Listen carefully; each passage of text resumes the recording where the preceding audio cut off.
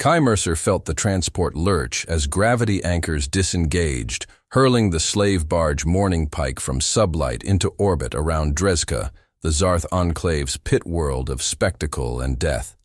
He didn't speak. He didn't twitch.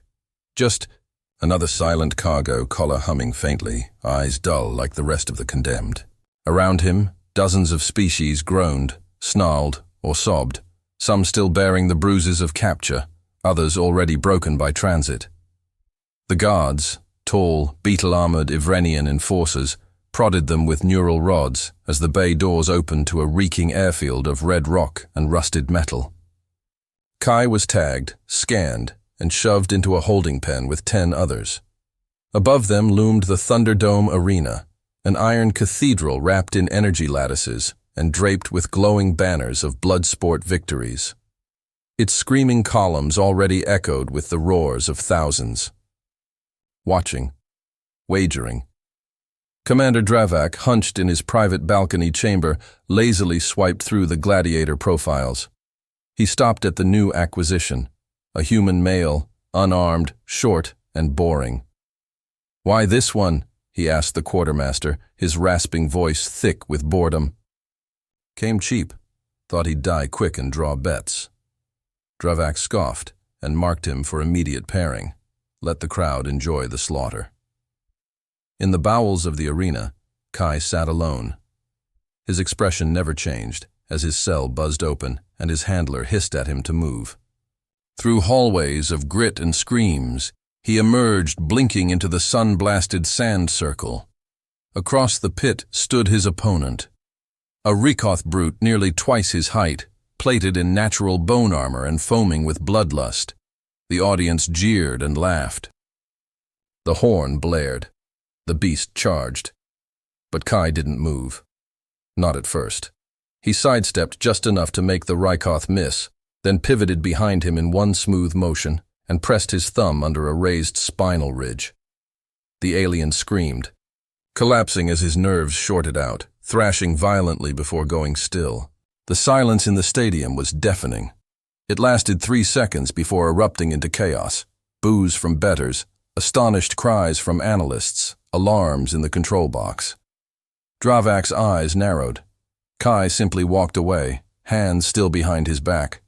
The medics dragged the Rikoth's twitching body from the sand. The next day, another fight. This time a fire-wielding Ventari with double-bladed staffs.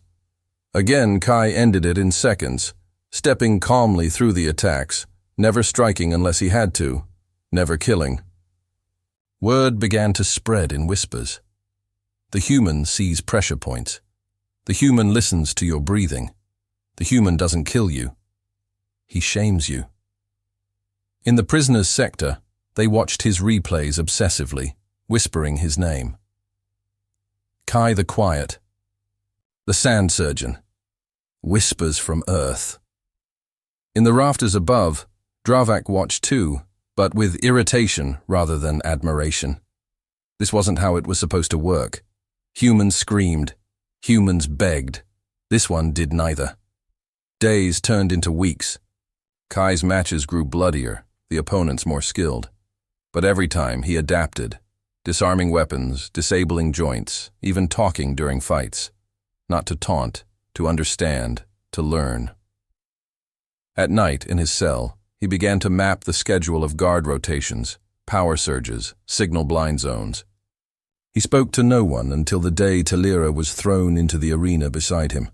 A 6-armed, crimson-skinned warrior with rebel tattoos and nothing left to lose. They circled back to back against a feral pack of chained beasts. She asked, panting, "Why aren't you afraid?" Kai replied, his voice soft. "Because I'm not here to survive." He moved with her like clockwork, guiding her strikes with murmured cues, left claw weak, rear flank unprotected. When the beasts were down, he didn't celebrate. Instead, he looked up at the control deck, directly into Dravak's camera eye. That night, he lifted his sleeve in his cell, revealing a jagged surgical scar. He pressed a knuckle to the edge. Somewhere deep in hyperspace, a Terran beacon blinked awake.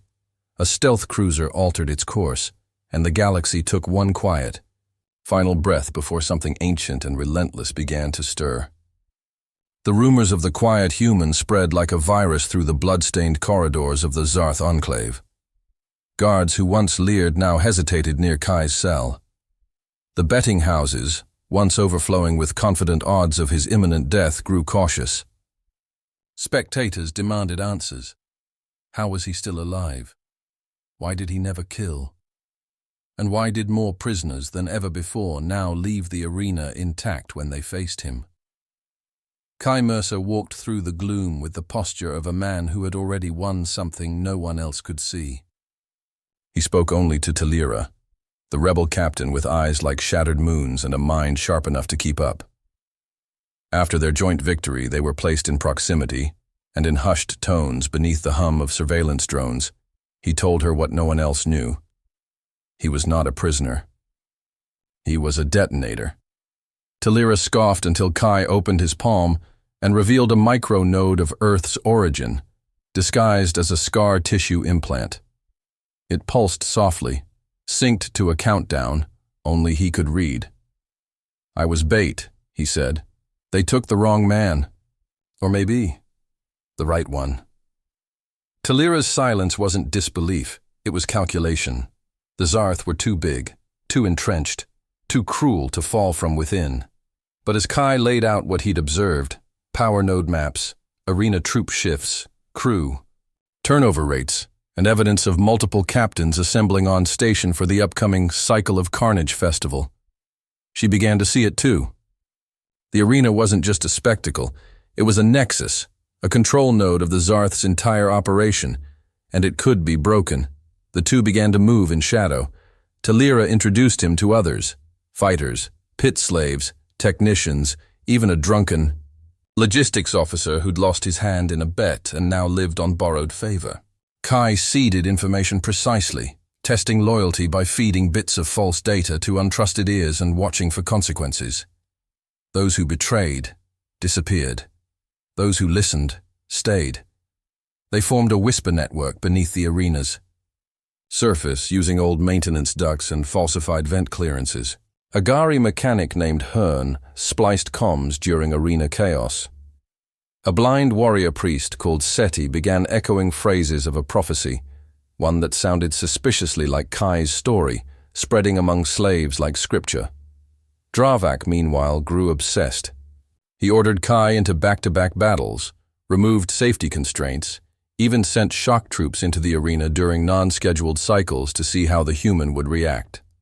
Kai won every time, not by brute strength, but by knowing what the Zarth never could, how to turn fear into function. Each victory turned the arena into a sermon. Other prisoners began mimicking his tactics. Zarth guards started going missing at night. Betting pools went dark. Then, a week before the festival, the EDF cruiser Horizon's Edge reached its staging point. A mass-free pocket masked by radiation wakes from a nearby pulsar. Captain Reza Halden, stone-eyed and calm, reviewed Kai's beacon pings and plotted strike vectors with surgical precision. No fleet, she had told Earth Command months ago. Just one, just enough. Back on Dreska, Kai timed everything to the minute. He fed Dravak a forged intelligence report through a traitorous pitmaster, claiming several inmates planned a breakout during the festival. The paranoid commander moved to secure key personnel in the only place he deemed impenetrable, the central arena. That was the final piece. During the main event, a grand execution of supposed rebel prisoners, Kai and Talira stood in chains at the center, flanked by 20 others marked for death. Around them, thousands screamed in glee. High-ranking Zarth officials took their balcony seats. Cameras spun. Dravak himself entered the upper viewing deck, sneering. And then Kai twisted his wrist. The beacon's activation was silent, but what followed was not. Orbit cracked open as drop pods tore through the atmosphere, near invisible until they exploded outward with Terran shock squads. EMP blasts lanced from orbit, frying power grids. All lights died. All weapons jammed. In the pit, Kai snapped his chains, magnetically unlatched now, and drew a small carbon-black blade from his boot. He turned to the nearest Zarth captain and whispered, "Welcome to our show." and the arena erupted in rebellion. The chaos in the arena was pure, calculated fury.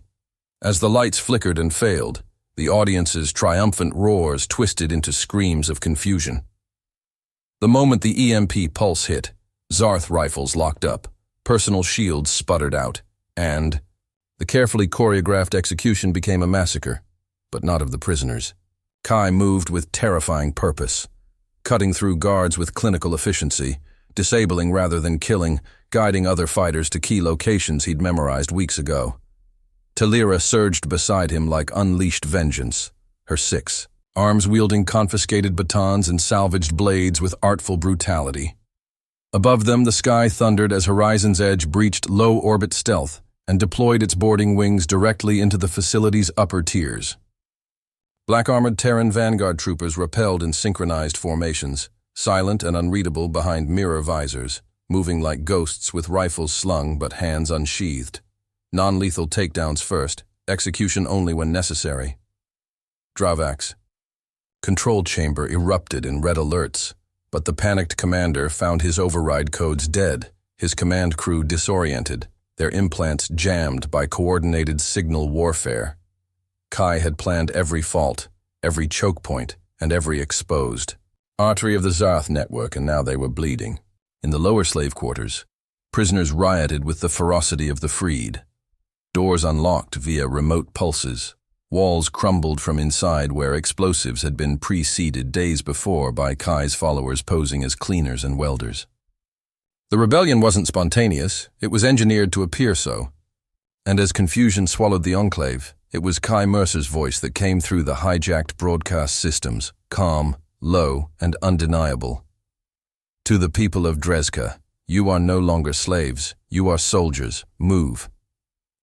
That voice, that simple shift from victim to commander, shattered whatever illusion of dominance the Zarth still clung to. By the time reinforcements tried to launch from the eastern hangars, they were met by orbital fire from Horizon's Edge, which surgically collapsed runways and jammed hangar bay exits without flattening the entire compound. Captain Halden's philosophy of precision warfare was on full display, swift, contained, unstoppable.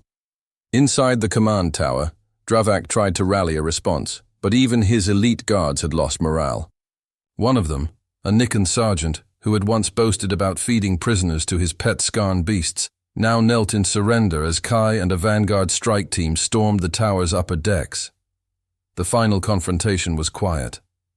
Kai walked into the central command chamber alone, his blade sheathed, his uniform scorched and frayed but unbloodied. Dravak raised a pistol, but it clicked uselessly, fried by the first EMP burst. Kai didn't flinch. "You thought this empire was untouchable," he said, voice measured. "But Earth doesn't break empires. We erase their assumptions." Dravak lunged with a blade, but he was too slow, too predictable. Kai sidestepped and locked the alien's arm in a fluid motion, spinning him to the deck. Talira entered behind him, flanked by other rebels-turned-commanders, and tossed down a data drive. "That's your only way out," she said coldly. "Names, routes, all the slaver syndicates you dealt with. Give us your web, or we'll burn every world you ever touched until your kind are just a name buried in war records." Dravak trembled, not at the threat, but at the realization of how thoroughly he had been outplayed. Earth hadn't sent an army. It had sent a myth with a pulse. Hours later, the Zarth Command Center broadcast its unconditional surrender. The Galactic Accord, stunned into silence, issued a formal acknowledgement but offered no support. Kai stood on the shattered arena balcony as the prisoners below raised makeshift banners, not of Earth, but of unity, species once enemies now shoulder to shoulder. Beside him, Talira leaned close. "You just started a war, you know." Kai's eyes narrowed on the horizon, where EDF ships began landing to extract survivors and load classified tech caches. "No," he said.